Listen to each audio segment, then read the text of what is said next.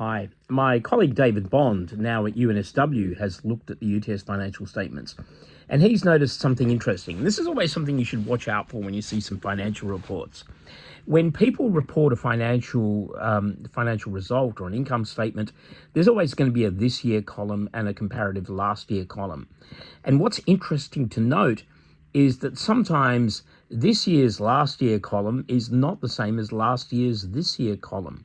Why is that the case?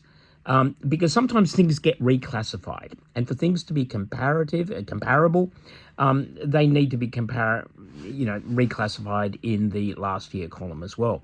So David's actually noticed a very significant number of 96 million, which was previously listed as something called tuition fees or scholarships or something weird. And instead of being listed as an expense now, it's been taken off student revenue. And this is something that perplexed the group of six when we were trying to understand UTS's financials and to do some predictions based on them. Because when you look at income and you look at expenses and you're trying to predict numbers forward, you apply certain growth rates and you assume that expenses grow at least at the rate of inflation, or there's some systematic relationship between the years. Now, it turned out as part of the group of six's discussion with the CFO and the Vice Chancellor, it turns out that those tuition fees, or whatever they called them, of roughly 96 million, weren't fees that UTS was paying someone else. Instead, they were actually discounts that we had given students. Now, that's a very funny way to recognize them. Normally, when you recognize revenue, if you give pricing discounts to particular customers, you don't recognize as revenue what you would have charged them and recognize the difference between that and what you did charge them as an expense. Instead, you recognize as revenue the total amount you actually did charge them. And this was something that the group of six raised, and it's also been raised in another forum.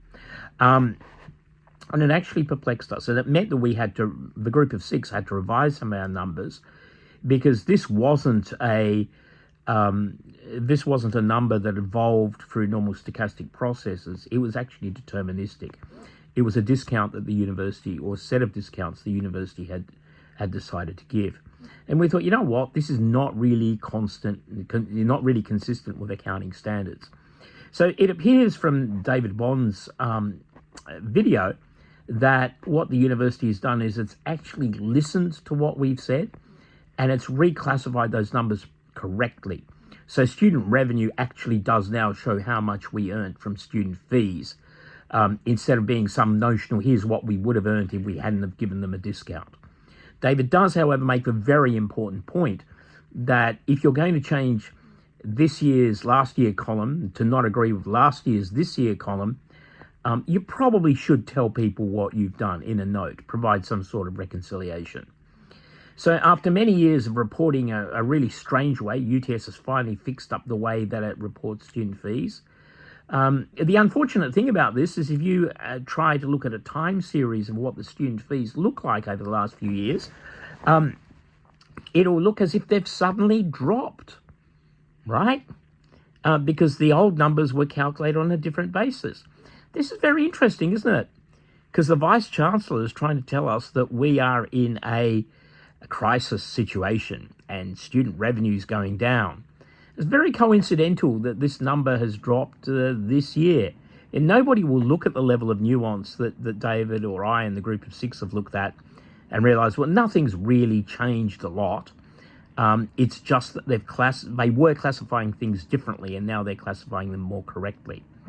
So, on the one hand, the issue that David has discussed is a straightforward accounting correction, so that they're now consistent with the way these things should be recorded. But, as someone who teaches the interaction of financial accounting, financial reporting with incentives, the timing is suspicious, isn't it? We have a vested interest in indicating that there is a crisis. Oh, and look, the headline revenue from students has dropped this year. Therefore, there must be a crisis. Whereas if you do, as David has done, had a look at the numbers, nothing's really changed a hell of a lot. You know, as I said the other day, accounting isn't objective. You can tell it tells stories, and incentives at the margin determine how you tell those stories.